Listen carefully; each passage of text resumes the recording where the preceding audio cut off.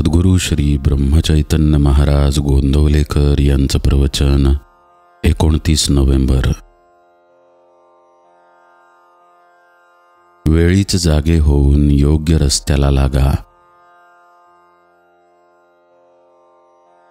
कोणत्याही कर्माची सुरुवात हेतूपासून म्हणजे वासनेपासून होत असते. जन्म हा देखील वासनेतून निर्माण होतो. गंगेचा उगम अत्यंत पवित्र आणि लहान असला तरी स्वच्छ असतो. त्याप्रमाणे आपला जन्म वासनेत झाला असला तरी सुरुवातीला मूळ स्वरूप निर्मळ असते. याच वेळी आई लहान मुलाला शिकवते, देवा चांगली बुद्धी दे. पुढे या निर्मळ मनावर निरनिराळ्या बऱ्या वाईट वासनांचे पगडे बसू लागतात. गंगेचे पाणी पुढे पुढे वाहत गेल्याने गढूळ होते आणि ते स्वच्छ करण्यासाठी आपण ज्याप्रमाणे तुरटी लावतो त्याप्रमाणे वासनेचा गढूळपणा घालवण्यासाठी राम करता ही भावना दृढ करायला पाहिजे. भगवंताच्या नामाची तुरटी फिरल्याने वासनेचा साका खाली राहून शुद्ध अंतःकरण प्रगट होईल. गेल्या जन्मात मी जी काही पापे केली असतील ती आता भोगतो आहे असे नुसते म्हणून जगण्यात अर्थ नाही, कारण त्यामुळे आपण पुढच्या जन्माची तयारीच करीत असतो. जर पुढचा जन्म चुकवायचा असेल तर या जन्मीच त्यासाठी कार्य करायला पाहिजे, म्हणजे ती वासना नष्ट केली पाहिजे.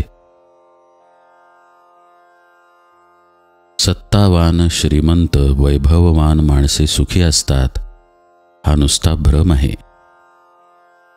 जोपर्यंत यांना भगवंताचा आधार नसतो तोपर्यंत या सर्व गोष्टी कुचकामाच्या आहेत. आपले प्रापंचिक सुख आहे ते दिसायला वरवर बाळसेतार दिसते, परंतु ती सूज आहे, ते काही खरे बाळसे नाही.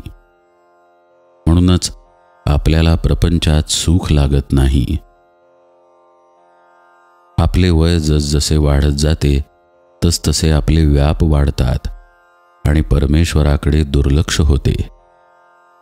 वासना कमी होण्याऐवजी वाढत जाते आणि तीच पुढल्या जन्माची अधिष्ठात्री ठरते.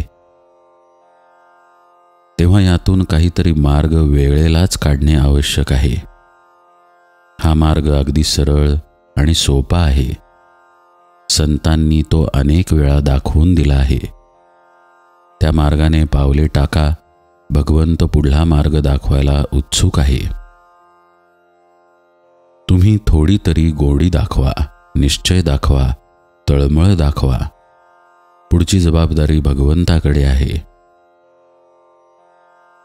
तुम्हाला हे सर्व पटले असे म्हणता, परंतु पटले असून करीत नाही. बरे, पटले नाही म्हणावे तर का पटले नाही तेही सांगत नाही. याला काय करावे?